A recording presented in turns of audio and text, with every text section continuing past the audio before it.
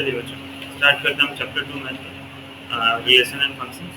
ठीक है, important concept wise बहुत ज़्यादा इम्पोर्टेंट ये है, ठीक है, क्योंकि फंक्शंस रिलेशन से ही हमको फंक्शन पता चलेगा। और ट्वेल्थ अब जब तक अभी आप मैथ पढ़ेंगे बच्चों, जब तक आप मैथ पढ़ते रहेंगे तब तक आपको फंक्शन के बारे में बताना चाहिए। फंक्शन क्या है, फंक्शन क्या है, हम हर टाइम यूज़ करेंगे फंक्शन फंक्शन, ठीक है ना। तो आपको फंक्शन पता होना चाहिए। फंक्शन पता होने के लिए हमें क्या पता होना चाहिए, रिलेशन पता होना चाहिए। और रिलेशन पता होने के लिए हमें क्या चाहिए, कार्टेशियन प्रोडक्ट चाहिए। और कार्टेशियन के लिए हमें क्या चाहिए, सेट्स चाहिए। तो सेट्स तो हम पढ़ लिए बच्चों, सेट क्या होता है, ठीक है ना। सेट हम पढ़ लिए थे बच्चों, सेट क्या होता है, सेट क्या होता है कोई बताया, सेट Yes, क्या sir. होता है। Yes, sir. लास्ट चैप्टर खत्म किए, सेट क्या था Sir, बताइए। it is a collection of well-defined objects. हाँ It is a collection of well-defined objects. हाँ, collection of well defined objects, ठीक है ना। वेल डिफाइंड होना चाहिए। तो सेट से ही हमको मिलता है रिलेशन, लेकिन डायरेक्ट नहीं मिलता। उसके लिए हमें थोड़ा सा जानना पड़ेगा कार्टेशियन प्रोडक्ट, ठीक है। और कार्टेशियन प्रोडक्ट से पहले जानना पड़ेगा ऑर्डर्ड पेयर्स। देखिए बच्चों, ऑर्डर्ड पेयर्स, ऑर्डर्ड पेयर्स। अभी ऑर्डर्ड पेयर क्या होता है बच्चों, ये समझ लीजिए आप। ऑर्डर्ड पेयर्स क्या होता है, ऑर्डर्ड पेयर का मतलब क्या है बच्चों, कि आप जो भी लिखेंगे, ठीक है ना, वो हमेशा ऑर्डर में रखा। ये ऑर्डर का मतलब क्या होगा, मैं आपको समझा रहा हूँ, एक मिनट समझ लीजिए। जैसे मैं आपको बोलता हूँ कोऑर्डिनेट में, आपको बोल रहा हूँ कि ये कोऑर्डिनेट में लिखा हूँ 2 3। मैं आपको एक कोऑर्डिनेट लिखा है 2 3, ये कोऑर्डिनेट है बच्चों। सपोज ये पॉइंट का कोऑर्डिनेट है, ये पॉइंट का कोऑर्डिनेट है 2। जब 2 3 लिखता हूँ तो आप ऑटोमेटिक समझ जाते हैं कि भाई 2 जो है वो किसका वैल्यू है, एक्स का कि वाई का। X. 2 जो है एक्स X का का. वैल्यू है, 3 है वैल्यू किसका, वाई का, है ना। Y. तो आप देख के जान जाते हैं कि पहला वाला क्या है, वैल्यू एक्स का है, दूसरा वाला वैल्यू वाई का है। ये आपको बताना नहीं पड़ता। बोलता है कोई कोऑर्डिनेट अगर आपको कोई बोल देता है कि ये आपका कोऑर्डिनेट है, तो आप अपने आप समझ जाते हैं कि जो पहला पॉइंट है वो एक्स का है और दूसरा पॉइंट है वाई का, ठीक है ना। तो उसी को ऑर्डर्ड पेयर बोला जाता है बच्चों। ऑर्डर्ड पेयर मीन्स यही पर्टिकुलर ऑर्डर में लिखा जाएगा। कोई सा भी कार्टेशियन प्रोडक्ट, कोई सा भी कोऑर्डिनेट, कोई सा भी कोऑर्डिनेट अगर हम लिखें तो हमको क्या मिलता है, पहला जो कोऑर्डिनेट, पहला जो वर्टेक्स मिलता है वो एक्स का होता है, दूसरा जो वर्टेक्स होता है वाई का। तो इसे बोला जाता है ऑर्डर्ड पेयर्स, ठीक है। ऑर्डर्ड पेयर समझ गए ना आप क्या होता है, लिखा दूंगा मैं, ऐसे कुछ नहीं है, डिफाइन, ठीक है ना। खाली एक्स और वाई यहाँ पे रहना चाहिए, उसको ऑर्डर पेयर बोलते हैं। क्या बोले,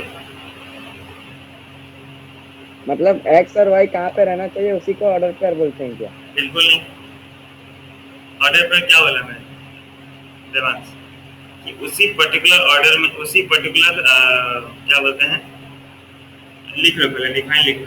प्रॉपर सीक्वेंस बोल सकते हैं सर? नहीं, सीक्वेंस तो ठीक नहीं होगा, लिख लीजिए। N ordered pair consist of 2 objects और एलिमेंट्स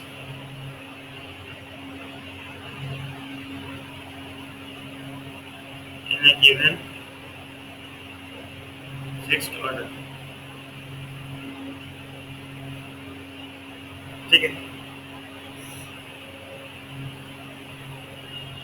तो जैसे फिक्स्ड ऑर्डर मतलब जैसे फॉर एग्जांपल मैं कोऑर्डिनेट का दे रहा था, कोऑर्डिनेट का आपका जैसे पहला एक्स होता है, दूसरा वाई, उसी को ऑर्डर पेयर बोला जाएगा। इसका एग्जांपल हम समझ जाएंगे आगे, ठीक है। आगे लिख लीजिए, नेक्स्ट पॉइंट आपका equality of order pairs, equality of order pairs. अगर कोई बोलता है कि ऑर्डर पेयर है और इक्वल है, तो उसका मतलब क्या होता है। सपोज मैं यहाँ पे बोल रहा हूँ 2 3 जो है वो इक्वल है एक्स वाई के साथ, और दोनों ऑर्डर पेयर, मतलब क्या हो गया, एक्स का वैल्यू एक्स वाई नहीं लेके ए भी ले जाते, ए बी के साथ इक्वल है, दोनों ऑर्डर पेयर। ऑर्डर पेयर मतलब जो 2 का वैल्यू किसके साथ इक्वल होगा बच्चों, ए का वैल्यू इक्वल होगा 2 के साथ, और बी का वैल्यू होगा 3 के साथ, ठीक है ना। ऑर्डर पेयर ये जिस ऑर्डर में है वही ऑर्डर में ये भी फॉलो चलेगा, क्योंकि दोनों ऑर्डर पेयर बोला। पहला यहाँ पे ए लिखा है, मतलब पहला वैल्यू जो है वो ए के साथ इक्वल है। सेकंड वाला वैल्यू बी लिखा है, मतलब सेकंड वाला वैल्यू कितना है, 3।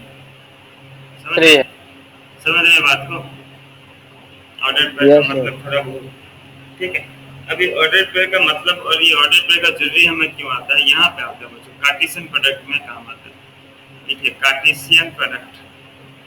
अब कार्टेशियन प्रोडक्ट आप निकालते रहेंगे, यहाँ पे कार्टेशियन प्रोडक्ट आता है जनरली, ठीक है। अब कार्टेशियन प्रोडक्ट क्या है देखिए बच्चों, सपोज सेट ए में लिखा, सेट ए में मैं सपोज 2 एलिमेंट लेता हूँ 1 2, और सेट बी में 2 एलिमेंट्स लेता हूँ ए बी। तो जब मैं इनका कार्टेशियन प्रोडक्ट लिखूंगा बच्चों, जब मैं इनका कार्टेशियन प्रोडक्ट लिखूंगा, मेरा आवाज क्लियर जा रहा है ना? हाँ सर पूरा क्लियर यस सर। अच्छा चलिए, तो जब मैं कार्टेशियन प्रोडक्ट लिखूंगा बच्चों तो क्या लिखूंगा, ए क्रॉस बी, इसको पढ़ूंगा मैं क्या, ए कार्टेशियन बी या ए क्रॉस बी भी आप पढ़ लीजिए, कोई चलेगा अभी, ऐसे कुछ नहीं। ए क्रॉस बी मतलब आपको समझना है इसका कार्टेशियन प्रोडक्ट। अब ए क्रॉस बी मतलब देखिए कैसे होगा बच्चों, ए का जो एलिमेंट्स है इन सबको मैं पेयर बनाऊंगा बी का एलिमेंट्स के साथ। तो ए का पहला एलिमेंट क्या था बच्चों, ए सेट का पहला एलिमेंट क्या था, 1 वन था। तो 1 का मैं पेयर बनाऊंगा बी का एलिमेंट्स के साथ। तो बी का एलिमेंट्स के साथ मतलब क्या हो जाएगा, 1 ए, बढ़िया। सेकंड हो जाएगा 1 बी, देन 1 का दोनों के साथ पेयर बन गया बच्चों। अब सेकंड हो जाएगा 2, तो 2 ए, 2 ए, हाँ 2 बी, ये बन जाएगा आपका ऑर्डर्ड पेयर्स, ठीक है ना, सॉरी कार्टेशियन प्रोडक्ट। और बच्चों कार्टेशियन प्रोडक्ट हमेशा ऑर्डर्ड पेयर में आता है। ऑर्डर्ड पेयर में आता है मतलब आप देख सकते हैं पहला एलिमेंट जो आपका, पहला एलिमेंट जो है बच्चों वो हमेशा ए के साथ बिलोंग करेगा, सेकंड एलिमेंट जो है वो किसके साथ बिलोंग करेगा बच्चों, सेट बी के साथ। ठीक है। तो ये आपको समझना है कि यही ऑर्डर्ड पेयर हुआ। ऑर्डर पेयर मतलब समझे आया कि नहीं? हाँ सर क्लियर। Yes sir.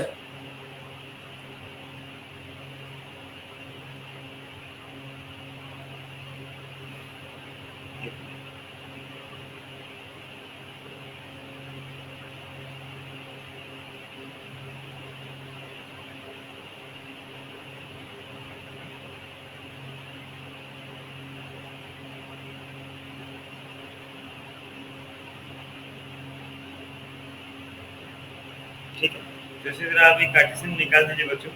एक कार्टेशियन प्रोडक्ट आप निकालिए, बताइए क्या है। आज के बच्चे लोग नेट काम नहीं कर रहे, सब लीक हो जा रहे हैं। सपोज ए सेट में हमारा है 1 2 3 और बी सेट में हमारा 5 6। ए क्रॉस बी निकाल के बताइए और बी क्रॉस ए निकाल के बताइए, दोनों निकालिए, बताइए क्या सही आ रहा है गलत आ रहा है, देखिए।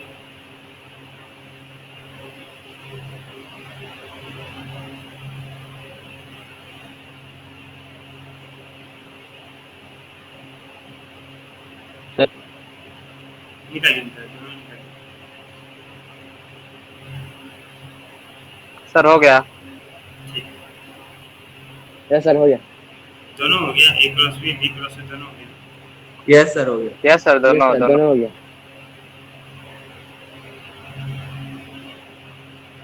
हो गया सर। हो गया सर। चलिए भाई, तो देखिए आप दोनों अलग अलग आ रहा है ना कि एक सेम आ रहा है?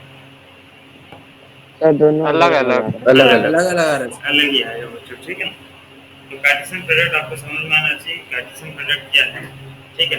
चलिए अब इसी का देखिए, अब मैं एक बार लिख रहा हूँ, जिनको बच्चों को नहीं आया एक बार लिख रहा हूँ बैठे होगा।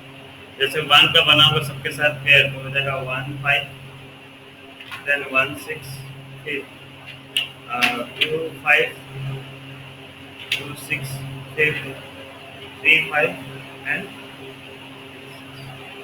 इसका आप अगर उल्टा लिख देंगे तो बी क्रॉस ए मिल जाएगा। नहीं लिखना तो डायरेक्ट कीजिए 5 1, फिर 5 का 2 के साथ, फिर 5 का 3 के साथ, इस तरह 6 का 1 के साथ, 6 का 2 के साथ, 6 का 3 के साथ। तो ये सारे आपको ऑर्डर्ड पेयर्स मिले, ठीक है ना। तो दोनों सेम नहीं है, A cross B and B cross A are not same, not commutative, ठीक है ना। Yes sir.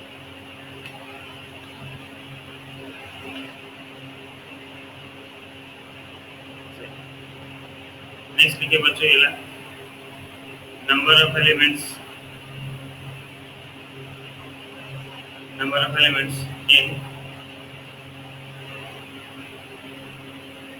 in the Cartesian product, the Cartesian product of two sets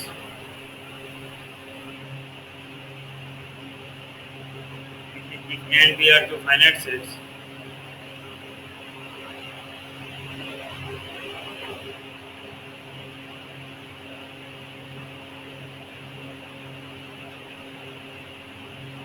then number of elements in A cross B is equals to number of elements in A into number of elements in B. ठीक है, मान लीजिए कि n set में A set में आपका 2 element और B set में आपका कितना एलिमेंट था बच्चों? 3 एलिमेंट। तो number of elements in A cross B कितना होगा बच्चों? 6 होगा। हाँ 6।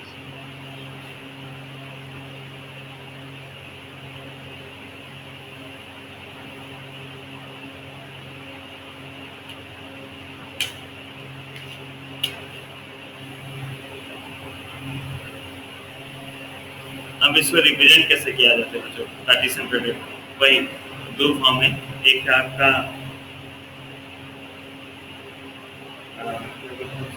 ग्राफिकल रिप्रेजेंटेशन, ठीक है ना। तो पहला ग्राफिकल रिप्रेजेंटेशन। ग्राफिकल रिप्रेजेंटेशन मतलब जैसे आप कोऑर्डिनेट्स को रिप्रेजेंट करते हैं सेम रिप्रेजेंट करेंगे, ठीक है। जैसे सपोज ए था आपका 1 2 3 और बी में था आपका एलिमेंट सपोज 2, 4। तो बोला A क्रॉस B निकालो, उसको ग्राफिकली रिप्रेजेंट करो, ठीक है ना। क्वेश्चन समझ रहे हैं? बोला A क्रॉस B आपको निकालना है, उसे ग्राफिकली रिप्रेजेंट करना है। तो सबसे पहले A क्रॉस B हम निकाल लेते हैं। A क्रॉस B आप जान गए कैसे निकलेगा? 1 2 3 2 2। मेरा आवाज क्लियर नहीं आ रहा है क्या बच्चों? सर आ रहा है, आ तो रहा है सर। अच्छा सदा देखो तो नेटवर्क कुछ प्रॉब्लम होगा। 1 2 1 2 then 1 comma 4, similarly 2 2 then 2 comma 4, 3 comma 2 and 3 comma 4। इसे हमें क्या करना था? ग्राफिकली रिप्रेजेंट करना था बच्चों, ठीक है। अब ग्राफिकली रिप्रेजेंट करना है तो ग्राफ होना चाहिए। तो एक ग्राफ प्लॉट कर लेते हैं। ग्राफ प्लॉट करना है, कोऑर्डिनेट्स देना है। ये हो गया आपका कितना? 0 और जी ये 1 ज़्यादा नहीं है तो 5 5 होगा, तो 3 4 then 5। फिर सिमिलरली 1 2 3 4 5। पहला कोऑर्डिनेट था आपका 1 2, 1 का 2 ये है, ठीक है ना। 1 2 then 1 4। ग्राफ में जैसे रिप्रेजेंट करते हैं सेम, कुछ अलग नहीं। 2 2 फिर 2 4 फिर 3 2 फिर 3 4, ठीक है। Yes sir. ग्राफ में खाली इतना ही करना है। क्या सर कुछ लाइन वाइन मतलब नहीं लाइन कुछ वाइन नहीं नहीं लिखना है कुछ लाइन में करना है, बस पॉइंट्स को रिप्रेजेंट करना है। ये सब नहीं आता कभी। ये एक पॉइंट था, तुम सीख ये विकास अच्छी क्या ग्राफ में रिप्रेजेंट करना है। ये क्वेश्चन देखिए बच्चों, नेक्स्ट इक्वालिटी के ऊपर क्वेश्चन दिया है। इक्वालिटी हम शायद पढ़े थे। इक्वालिटी क्या होता है? मतलब सेम ऑर्डर के साथ इक्वल होगा, ठीक है ना। तो ये हमें बोला find the value of x and y। Find x and y question हमें दिया। Find x and y if the ordered pairs x plus 3 comma 5 is equals to 6 comma 2x plus y। दोनों ऑर्डर पेयर है बच्चों। x और y निकाल लीजिए। ऐसा नहीं आएगा? आएगा सर। आएगा सर। सर 3 और -1। Yes sir. ये सर 3 और मैंने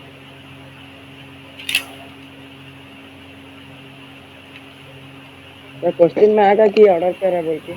क्या क्वेश्चन में मेंशन रहेगा कि ये ऑर्डर पेयर है बोल के? नहीं मेंशन करेगा तो आपको समझ जाना ऑर्डर पेयर है। अच्छा, एक तो था ग्राफिकल रिप्रेजेंटेशन और एक था एरो रिप्रेजेंटेशन, ठीक है ना। एरो डायग्राम रिप्रेजेंटेशन लिख दीजिए। एरो डायग्राम रिप्रेजेंटेशन कैसे होगा? एरो डायग्राम रिप्रेजेंटेशन ये हमारा काम आएगा। वो ये कभी कभी हम लगाएंगे। रिप्रेजेंटेशन REPRESENTATION रिप्रेजेंटेशन का स्पेलिंग देखना, रॉन्ग होगा तो काट देना। ठीक। यस चलिए इसी दो सेट को हम एरो इसका कार्टेशियन को हमें दिखाना हमके एरो डायग्राम रिप्रेजेंटेशन। तो बच्चों सेट को हम ऐसे बनाते हैं ओवल शेप में, ठीक है ना, सर्कल गोल तो नहीं ओवल शेप में बनाएंगे, ये हमारा हो जाएगा सेट, ठीक है। इसमें थोड़ा अच्छा नहीं बन रहा तो मैं अच्छा बना लेता हूँ, ओवल शेप में बनाना। सेट ए में क्या एलिमेंट्स था, 1 2 3 लिख दीजिए, 1 2 3, और सेट बी में था 2 4। चलिए तो नाम से जैसे पता चल रहा है एरो, आपको एरो देना किसका किसके साथ पेयर है, किसका किसके साथ है भाई, 1 है 2 के साथ, फिर 1 है 1 है 4 के साथ, चलिए फिर आपका 2 2 के साथ, सबके साथ होगा 2 2 के साथ, 2 4 के साथ, फिर 3 है किसके साथ, 2 के साथ, फिर और 3 2 4 है के साथ 3 है 4 के साथ। इसे हम कहेंगे 4 के साथ। एरो रिप्रेजेंटेशन, एरो डायग्राम, ठीक है, बना दीजिए।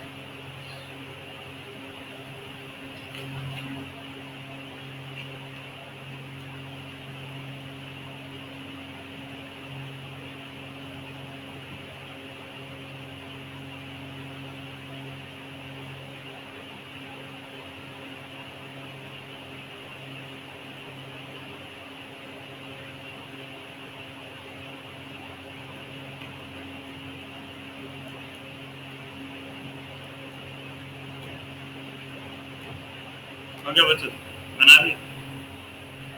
Yes sir. Yes sir.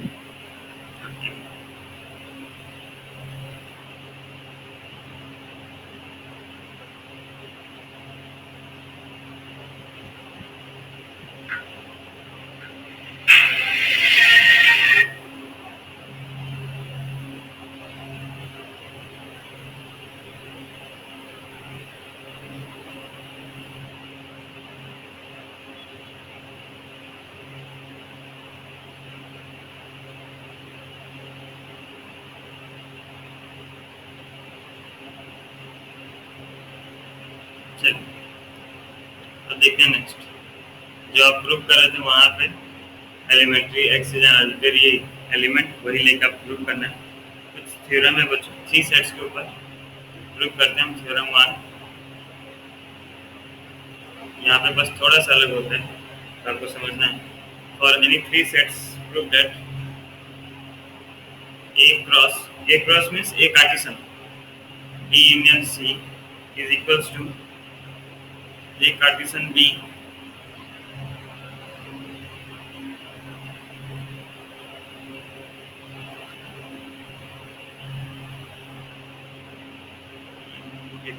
Cartesian B union A cross. अभी क्रॉस पढ़ रहा हूँ बच्चों में, हाँ मैं पढ़ने के लिए क्रॉस पढ़ रहा हूँ, पर क्रॉस नहीं होता, हाँ बिल्कुल नहीं होता। क्रॉस प्रोडक्ट हमारा वेक्टर में होता है।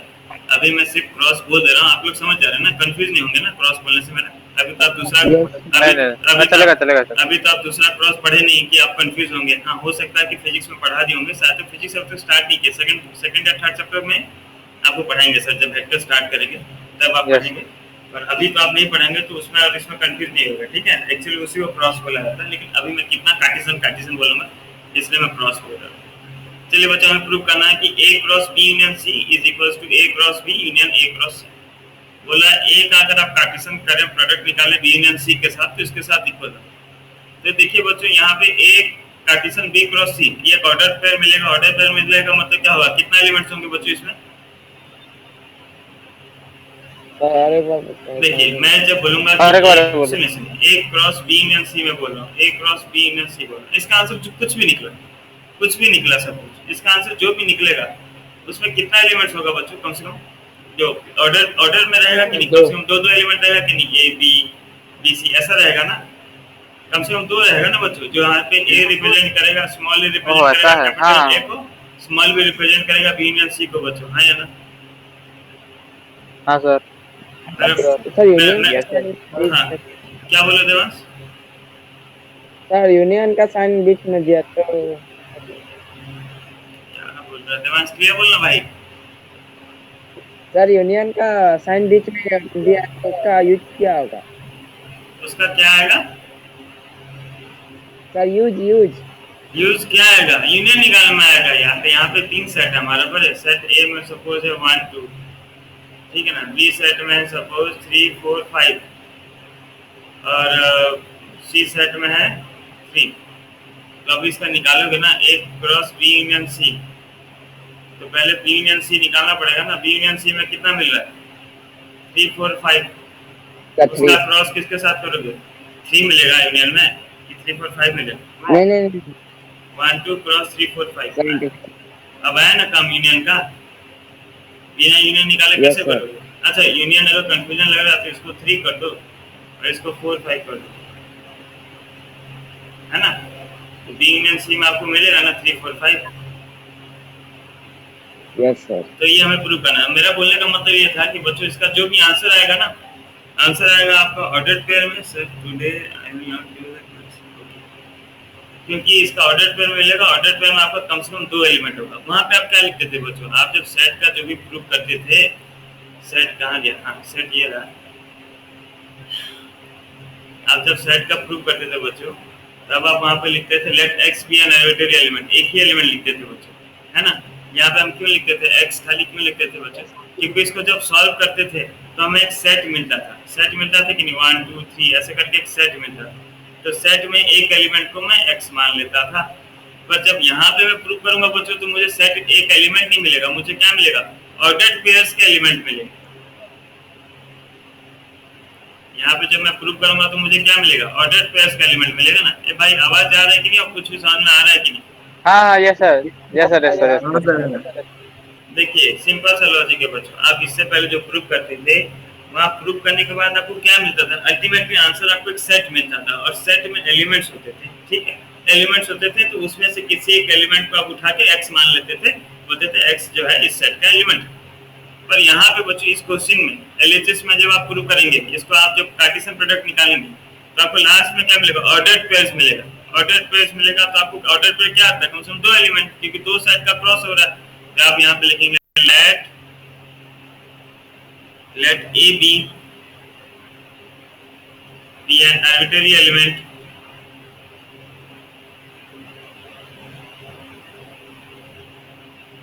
of किसका, A cross B union C। A B क्यों लिया, समझ में आया कि नहीं बताइए। तो कौन समझा पाएगा मुझको, एक काम करो, देवांश नहीं, देवांश से बोलता है, आयुष्मान समझाओ तो भाई, ए बी क्यों लिया मैं। आयुष्मान है कि नहीं, है ना आयुष्मान, सर हाँ बोलो।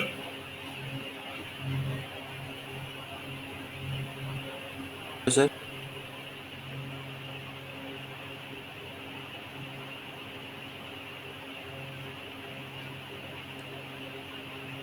सत्यजीत बोल दो, आयुष्मान को काम नहीं कर रहा मैं। सत्यजीत यहाँ पे ए बी में क्यों लिखा है, A B be an arbitrary element क्यों लिखा है, एक्स क्यों नहीं लिया, एक एलिमेंट क्यों नहीं लिया। सर हाँ हर्ष बोलो। सर क्योंकि वो कार्टेशियन प्रोडक्ट है इसके लिए। हाँ ये तो सिंपल है। दो ordered set sir ordered pair में रहेंगे 2। हाँ देखिए, क्योंकि हमारा एलएचएस में सर इनका जो प्रूफ होगा सर मतलब ऑर्डर पेयर में आएगा। हाँ इसका जो हमारा, देखिए हम एलएचएस में आपको कार्टेशियन दिया था, ए क्रॉस बी यूनियन सी। तो कार्टेशियन है मतलब क्या होगा बच्चों, कम से कम 2 सेट, दो एलिमेंट का आपको ऑर्डर पेयर मिलेगा, क्योंकि 2 सेट का आप क्रॉस कर रहे हैं ना। अगर 3 सेट होता है, यहाँ पे मान लीजिए A cross B cross C होता है, तो मैं 3 एलिमेंट लेता, let A B C belongs to A B C an arbitrary element लेता। यहाँ पे A cross B union C, ये 2 सेट का क्रॉस हो रहा है, तो आपको मिनिमम में आपको 2 एलिमेंट लेना पड़ेगा। समझ रहे हैं बात, ऑर्डर पेयर में। Yes sir. तो अगर ए बी आपका आर्बिट्रेरी एलिमेंट है इसका, तो आप लिख सकते हैं क्या कि ए बी जो है वो किसमें बिलोंग कर रहा है भाई, A cross B union C में बिलोंग कर रहा है या ना। A B belongs to, yes sir, ठीक है, A B belongs to A cross B union सी।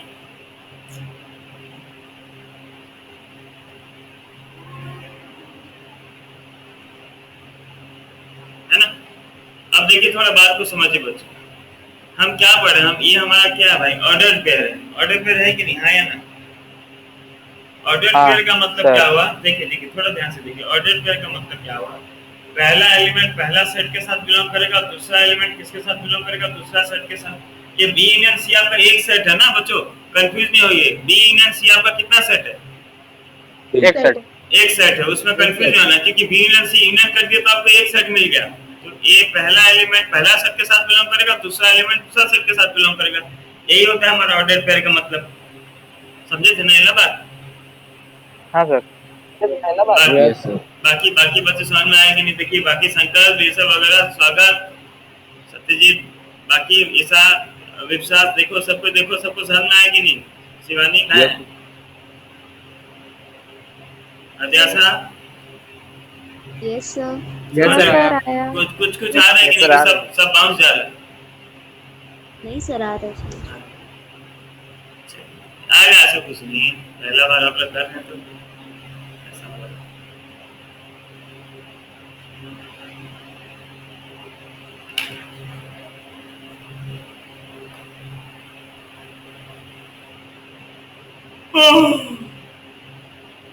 तो इसका मतलब क्या हुआ बच्चों कि small A belongs to capital A and लगेगा, श्योर इवेंट है।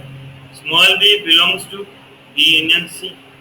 अगर एक्स ए बी में कंफ्यूजन हो रहा है तो मुझको बेटर लग जाता है एक्स वाई ले जाता मैं, तो ज़्यादा क्लियर होता। छोड़िए, अभी ए बी ले लिया, नेक्स्ट क्वेश्चन से एक्स वाई ले लूँगा, ठीक है? यहाँ पे लेते लेते मैं ए बी ले लिया हूँ। यहाँ तक बच्चों क्लियर है बात? देख लीजिए तो यहाँ तक क्लियर है कि नहीं? Yes sir. Yes sir. Yes sir. अब अगर इसको मैं एक्सपांड कर दूं, B union B belongs to B union C को एक्सपांड कर दूं तो क्या मिल गया? A belongs to A and इसको अगर एक्सपांड करते हैं तो एक्सपांड में बिलोंग्स टू है तो क्या देगा? B belongs to B, union है मतलब क्या आएगा? और बी बिलोंग्स टू सी, ठीक है? यहाँ तक बात clear? Yes sir. Clear. Yes sir. देख लीजिए एक बार देख लीजिए, फिर आप लोग समझेंगे। देख लीजिए एक बार, बनाना नहीं है लेकिन समझना।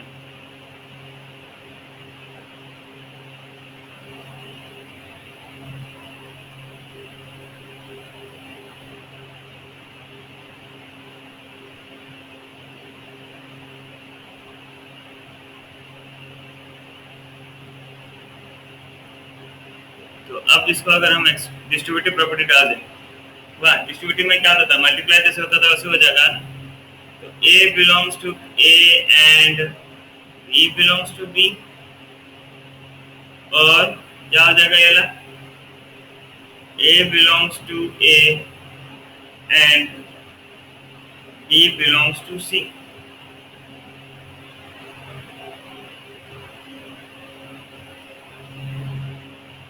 देखिए ये स्टेप देखिए, समझ में आएगी सब? देखिए ये स्टेप आराम से देखिए, स्टेप समझ में आएगी। डिस्ट्रीब्यूटिव प्रॉपर्टी लगाए, जैसे नॉर्मल मल्टीप्लाई करते हैं, ब्रैकेट के आगे जो रहता है मल्टीप्लाई करते हैं, उसी तरह नॉर्मल मल्टीप्लाई किया हुआ है ना, ये बताया था। स्वागत याद है?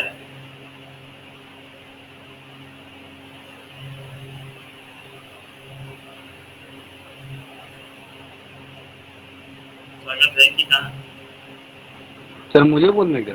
हाँ भाई, स्वागत एक ही है तू, वन में आर्मी, बोल, समझ में आया कि नहीं? हाँ सर। हाँ सर, मेरे को लगा दूसरा किसी को बोलना मैं है नहीं, तू मेरा स्वागतवान है, तेरा नाम लिख दिया मैं, स्वागतवान। चलिए अब बच्चों इसका मतलब समझिए कि ए जो है small A belongs to A and B belongs to B. ये भी लेके मैं गड़बड़ कर दिया, एक्स वाई लेता कितना अच्छा होता है। छोड़िए, तो इसका मतलब क्या होगा बच्चों? ये ऑर्डर्ड पेयर बन रहा है कि नहीं? ए जो है वो कैपिटल सेट ए में है, बी जो है सेट बी में है, ये ऑर्डर्ड पेयर बन रहा है कि नहीं? Yes sir. तो इसको मैं लिख सकता हूँ कि ए बी जो है वो बिलोंग कर रहा है किसके साथ? ए क्रॉस बी के साथ, हाँ या ना? इसका मतलब यही हुआ ना, A B belong to A cross B का मतलब क्या हुआ? पहला वाला पहला सेट में है एंड दूसरा वाला दूसरा सेट में, यही होता है ना? सर सर ये ऑर्डर्ड पेयर और एक बार थोड़ा बताइए ना सर। ये लास्ट लाइन नहीं सर, खाली ऑर्डर्ड पेयर और एक बार क्या ऑर्डर होता पेयर है? मतलब मैं देखो, जब भी मैं तुमको लिख रहा हूँ, सपोज मैं ए क्रॉस बी इक्वल्स टू लिख दिया, क्या एक एलिमेंट लिखा 1, पहला वाला एलिमेंट पहला सेट के साथ ही पहला सेट में रहेगा, तो 1 किस में रहेगा? ए में, और 2 किस में रहेगा? बी में। तो यहाँ पे लिख रहा हूँ स्मॉल ए जो है ए में, बी और बी में, तो यहाँ से कुछ कॉमन ले पाऊंगा? जैसे हम पहले वाले में क्या करते थे, एक्स बिलोंग्स टू कॉमन ले जाते थे, यहाँ पे क्या कॉमन लूंगा मैं? कुछ कॉमन नहीं ले सकता। तो इसका मतलब नहीं क्या हुआ नहीं। कि AB जो है ऑर्डर्ड पेयर है A क्रॉस B का, इसीलिए Yes, ना, yes, yes. इसलिए स्मॉल A में है, B में है। और यहाँ पे क्या हो जाएगा बताओ, तो इस तरह आयुष्मान ये बताओ तो ये क्या हो जाएगा, इसको क्या लिखूंगा आयुष्मान बोलो। यस सर बोल रहा हूँ sir. A B belongs to AC। A cross C। Yes sir, A cross C। अब आपको टोटल में क्या कॉमन आ गया, AB belongs to A cross B, और था, और का मतलब यूनियन A क्रॉस C मिल गया। So therefore A cross B union C is a proper subset of A cross B union A cross C। Similarly इसका उल्टा भी, इसको प्रूव करना जरूरत नहीं है हमें। क्या मिल गया, A cross B union A cross C proper subset of A cross B union C। दोनों मिल गया, मतलब दोनों इक्वल होगा। क्या हो गया भाई, A cross B union C is equals to A cross B union A cross C। देख लीजिएगा एक बार स्टार्टिंग से देखिए, आपको कुछ भी आ रहा है कि नहीं, 10-20% आ रहा है कि नहीं तो और एक नंबर कराऊंगा। 50% भी आया होगा तो नेक्स्ट 50% समझ में आ जाएगा। नेक्स्ट एक बार देख लीजिए आ गया सर समझ में। बढ़िया। यस सर, समझ में आ गया। आ गया ना, यस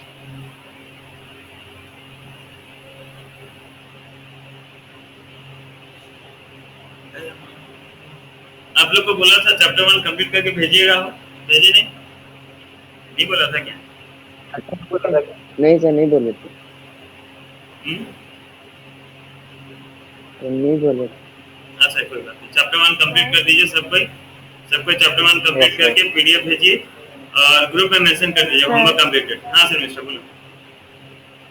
सर वो डिस्ट्रीब्यूटिव लॉ मतलब यूज करने के बाद वो क्या किया, थोड़ा समझ नहीं आया, और एक बार समझा देंगे। डिस्ट्रीब्यूटिव लगा दिया, उसके बाद यहाँ पे हम देखे A जो है A में है और B में है, मतलब ये ऑर्डर्ड पेयर है। AB जो है बिलोंग कर रहा है A क्रॉस B में। देखो एक और एक नंबर कर रहा हूँ सर मिस्टर, देख लो एक बार, सेकंड नंबर में समझ में आ जाएगा। यहाँ पे A ले लिया तो कंफ्यूजन हो जाएगा, एक बार सेकंड नंबर। Okay sir. बच्चों याद रखिए, आप लोग होमवर्क करके ग्रुप में मेंशन कर दीजिएगा प्लीज। ग्रुप में मेंशन करेंगे तो पता चलेगा कितने बच्चे कर रहे हैं नहीं कर रहे। ठीक है, पूरा कंप्लीट करके PDF भेजिएगा, आधा अधूरा में नहीं भेजिएगा, आधा भेजते हैं सर, आधा कल, आधा अगले जन्म, ऐसे मत भेजिएगा सर मतलब मेरा Okay. सारा हो चुका है, बट सर खाली मिसलैनियस एक्सरसाइज पूरा हो गया। ठीक है ना, कंप्लीट कर देना एक बार। हाँ सर खाली एक्सरसाइजेस की एग्जांपल्स भी? नहीं एग्जांपल नहीं, खाली एक्सरसाइज। चलिए ये हमारा था A क्रॉस सर B 1.1 से पूरा फर्स्ट चैप्टर से या A cross B intersection C is equals to A cross B intersection A cross C। ये हमारा क्वेश्चन है, प्रूव करना है। क्या लिखेंगे, पहला लाइन तो वही रटा वाला लाइन, क्या लाइन है भाई, late AB be an arbitrary element। यहाँ पे हम XY लेते हैं बच्चों, A क्रॉस हाँ XY ले लीजिए। लेट XY लेते हैं बच्चों, क्योंकि वहाँ पे AB का कंफ्यूजन हो जाता है। So let XY be an arbitrary element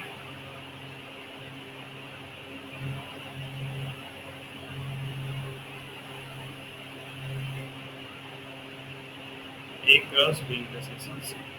समझिए बात, अगर XY में लिया हो A cross B intersection C का मतलब क्या हो गया बच्चों कि XY एक एलिमेंट है, इनका कार्टेशियन का XY एक एलिमेंट है तो बिलोंग्स टू क्या हो जाएगा, A cross B intersection C। Ayushman तुम्हारा जो डाउट था, ठीक है ना आयुष्मान, देखो ये ऑर्डर्ड पेयर है, XY क्या है, देखो ये हमारा ऑर्डर्ड पेयर है।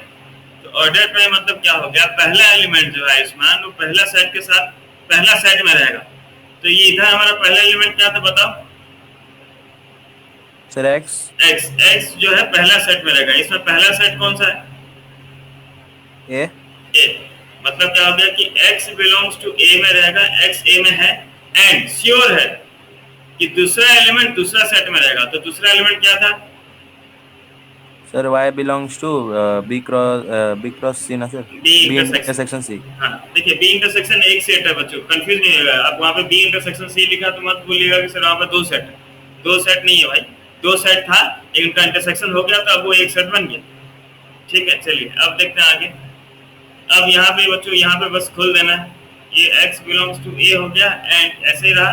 और इसको बस हम ऐसे एक्सपांड कर रहे हैं जैसे आप नॉर्मल करते थे एक्सपांशन, x बिलोंग्स टू, जैसे आप इससे पहले बहुत सारे एक्सपांशन कर चुके हैं।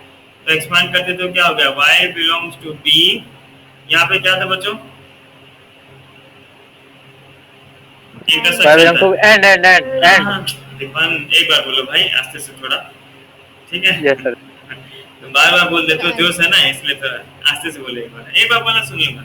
इंटरसेक्शन है मतलब क्या हो जाएगा, and y belongs to c।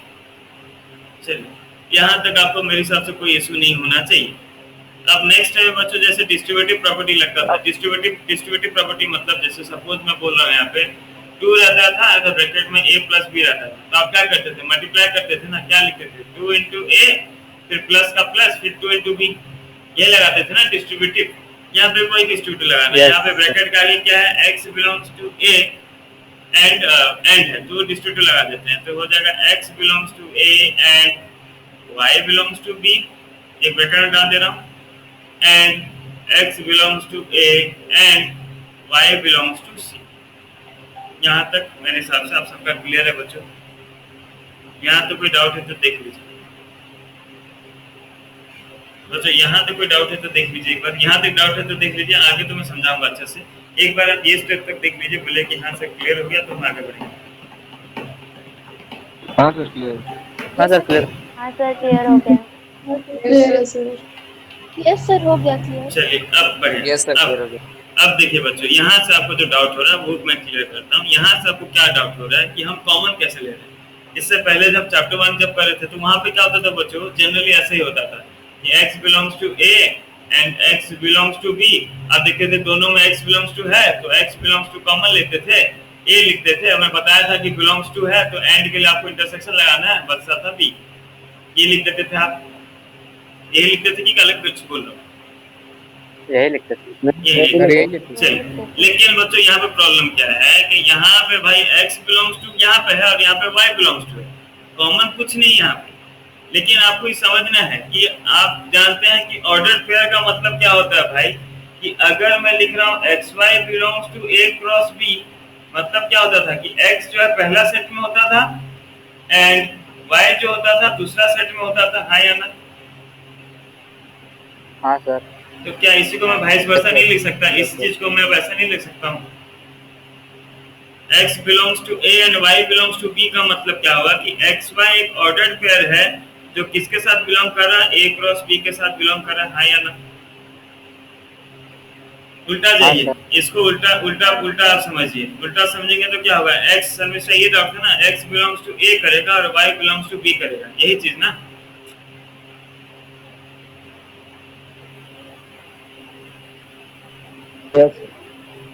Similarly यहाँ पे x belongs to a and y belongs to c, मतलब क्या पता चला कि xy एक ऑर्डर पेयर था, उस कार्टेशियन का एक एलिमेंट था जो कि किसमें बिलोंग कर रहा था, a क्रॉस c। देख लीजिए सही लिख रहा हूँ कि गलत लिख रहा हूँ, देख लीजिएगा। सही है सर। अब आप देख रहे हैं बच्चों, अब आप देख रहे हैं कि अब आपको कॉमन दोनों में मिल रहा है xy बिलोंग्स टू।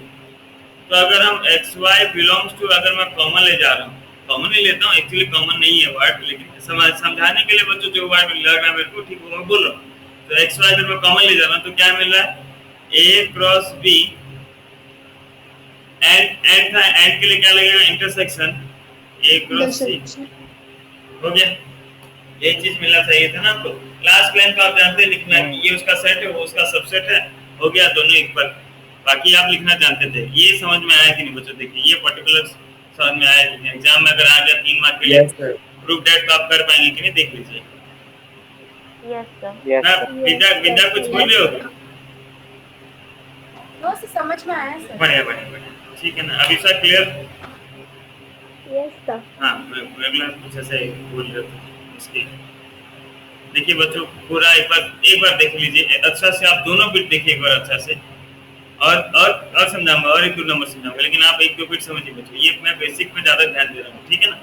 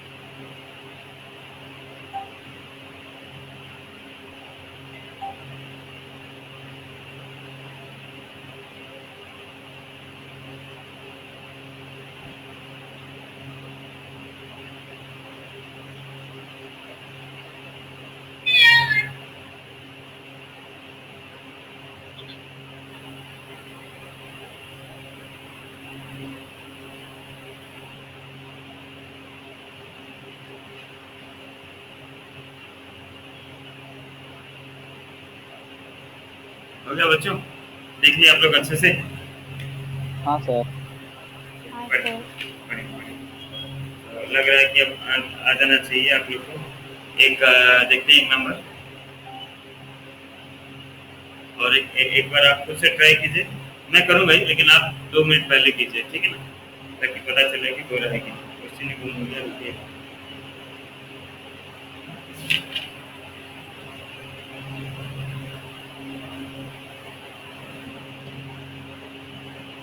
और 3 सेट्स हैं बच्चों, ABC हमारा 3 सेट है, ठीक है ना, और 3 सेट्स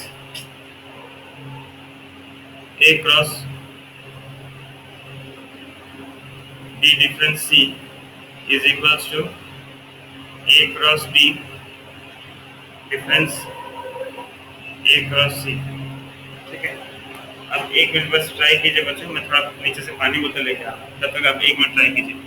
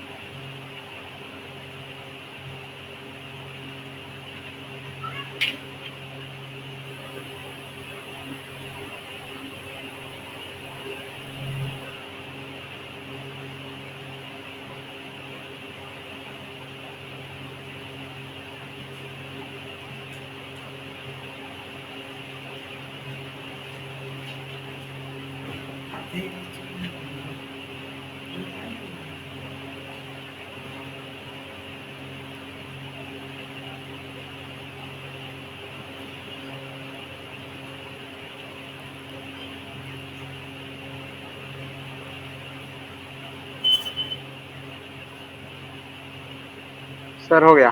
बढ़िया।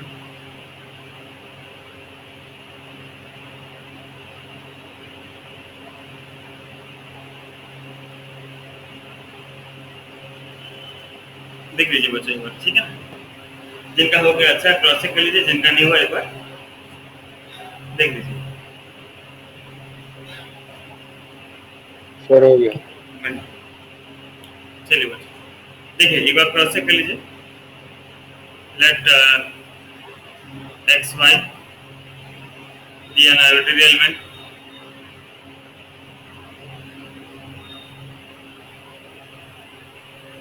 Element of A cross B difference C. मतलब क्या हो गया बच्चों कि एक्स वाई जो है वो बिलोंग कर रहा है किसमें, A cross B difference C में। अब एक्स वाई बिलोंग कर रहा है A cross B difference C में, मतलब क्या हो गया बच्चों कि x belongs to A and y belongs to B difference C. यही है ना, पहला वाला पहला सेट के साथ इक्वल है, बिलोंग कर रहा है, दूसरा वाला दूसरा एलिमेंट दूसरा सेट के साथ है। तो ये हो जाएगा x belongs to a and, और इसे एक्सपांड कर दिया बच्चों तो ये हो गया x belongs to b and sorry y belongs to b and y does not belongs to c। ये है ना, यस यस सर। है ना, ये y x क्या देवांश क्या बोल रहे हो, क्या बोलूं? सर यही स्टेप से नहीं आ रहा था। अच्छा चलिए, तो अब ये क्या हो गया बच्चे, इसको फिर से आप डिस्टोर्टिव में डालते हैं तो हो जाएगा x belongs to a and y belongs to b। इसमें कोई प्रॉब्लम नहीं है। And x belongs to a and y does not belongs to c। यहाँ पे आपको समझना पड़ेगा लॉजिकली, ठीक है। यहाँ पे तो कोई इशू नहीं बच्चों, x belongs to a and y belongs to b का तो कोई इशू नहीं। इसका मतलब क्या हो गया कि एक्स वाई जो है वो a क्रॉस b में है ना। Yes sir. एंड यहाँ पे देखिए बच्चों, यहाँ पे आपको लॉजिकली समझना पड़ेगा। अब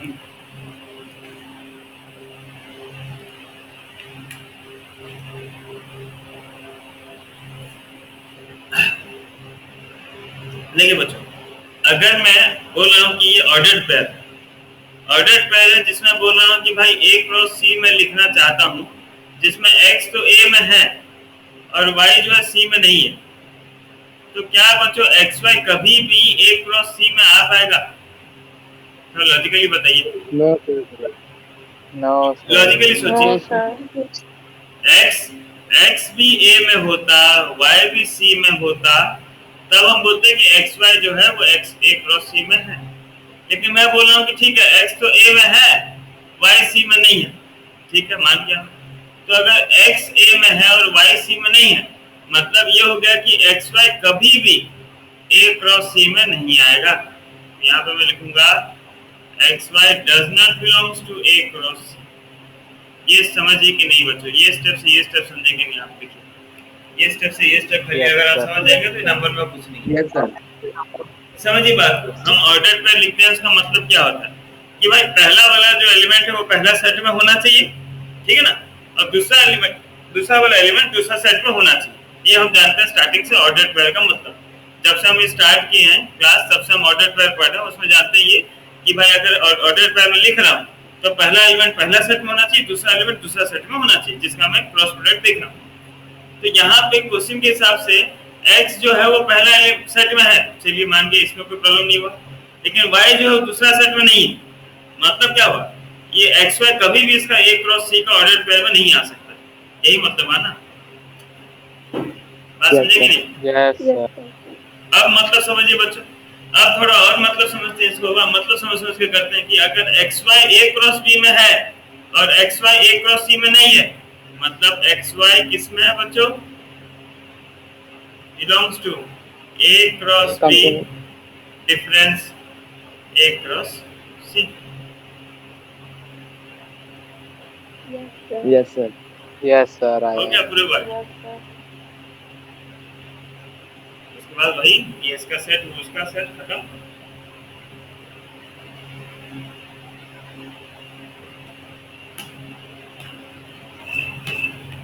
लिख लीजिए, कुछ बच्चे नहीं लिख पाए थे, लिख लीजिए।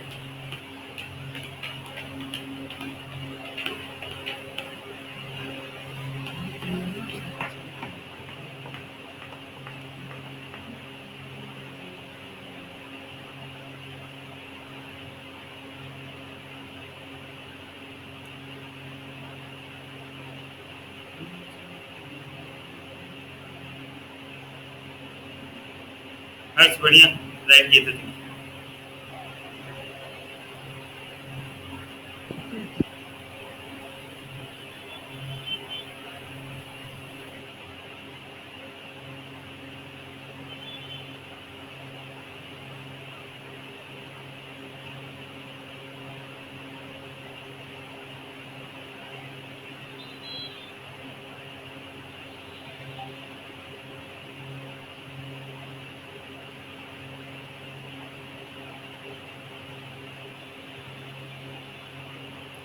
चलिए बच्चों, रिलेशन स्टार्ट कर लेते हैं हम। बस स्टार्ट करके मैं डिफाइन करवा के छोड़ दे रहा हूँ। नेक्स्ट कल जो आपका कल ही क्लास है ना 11th का, आप लोग का कल रहता है ना, मंडे होता है ना?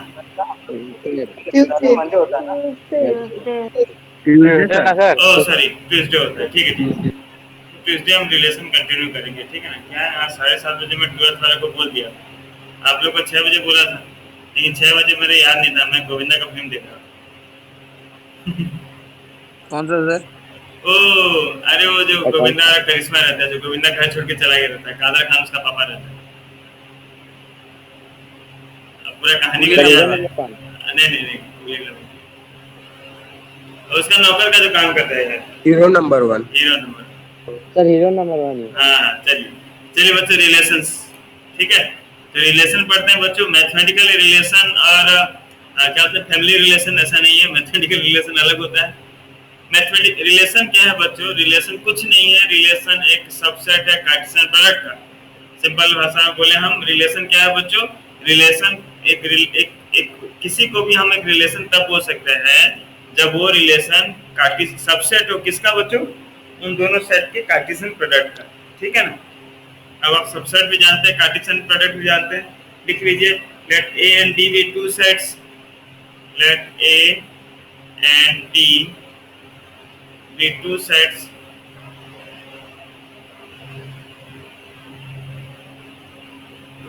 then a relation R, relation generally R से represent किया जाता है। R from A to B is a subset of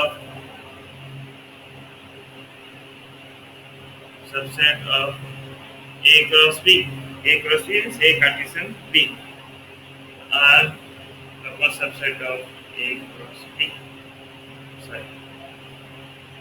लिख लीजिए बच्चों।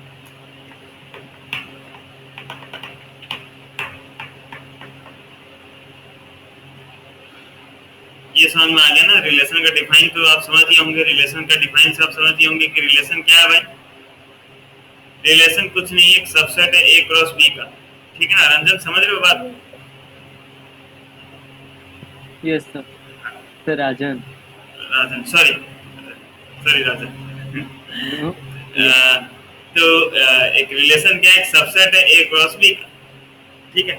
तो जैसे मान लीजिए बच्चों, मैं लिख रहा हूँ यहाँ पे, सपोज हम यहाँ पे एक सेट लिखे थे, सपोज ए में लिख दिया मैं 1 2 और कोई सा एग्जांपल लिया था, मैं लिख देता हूँ भाई। बी में वही सपोज चिपका देते हैं 3 4 5। अब मैं बोलता हूँ कि आर एक रिलेशन है बच्चों, सपोज इसमें एलिमेंट्स है 1 3 1 4। बताइए क्या ये इसका रिलेशन हो सकता है? क्या ये ए बी का रिलेशन हो सकता है बच्चों? हाँ या? यस सर हो सकता है। क्यों बच्चों? मैं बोला था कि रिलेशन का मतलब क्या, वो सबसेट होना चाहिए उन दोनों का क्रॉस प्रोडक्ट के साथ। आप ए बी का क्रॉस प्रोडक्ट निकाल दीजिए, क्रॉस प्रोडक्ट के साथ ही छोटा सबसेट आएगा। ए क्रॉस बी आप जानते हैं ना निकालने? 1 3 1 4 1 5 1 4 2 3 2 4 2 5। तो ये ए क्रॉस बी था। ए क्रॉस बी का अगर छोटा सबसेट हो तो उसे हम रिलेशन कह सकते हैं। मैं यहाँ पे रिलेशन और एक सपोज ये R1 रिलेशन था और एक रिलेशन लिखा R2। R2 में लिख दिया 2 3 2 5। क्या ये रिलेशन है? इसे रिलेशन कह सकता हूँ मैं? Yes, R2 sir. हमारा रिलेशन है कि नहीं बच्चों? Yes sir. क्यों? क्योंकि Yes, R2 भी sir. सबसेट है, R2 भी सबसेट है A क्रॉस B का। पर अगर सपोज मैं R3 का रिलेशन लिख रहा हूँ, यहाँ पे लिख दिया मैं 3 1 and 2 9, तो क्या मैं R3 को रिलेशन बोल सकता हूँ बच्चों? No sir. So not a relation. ये रिलेशन नहीं है बच्चों। क्यों रिलेशन नहीं है? Because R3 is not a proper subset of A cross B। समझ में आ गया? रिलेशन किसे कहते हैं? जो बेसिक डिफाइन है वो समझ में आया कि नहीं? बस कुछ नहीं समझा, फिर डिफाइन समझाओ और आगे कुछ नहीं समझाओ, बस जो डिफाइन में लिखा था वो वर्ड को मैं समझाया। रिलेशन समझ में आया कि नहीं? डिफाइन वर्ड समझ में आ गया? रिलेशन किसे हम कहते हैं? Yes sir, yes sir. Clear? Define समझ में आ गया ना बच्चों? यस चलिए, डिफाइन समझ में आ गया तो और क्या, चैप्टर खत्म बस। डिफाइन ही तो है। चलिए ठीक है बच्चों, 7:30 हो गया। सॉरी मैं लेट में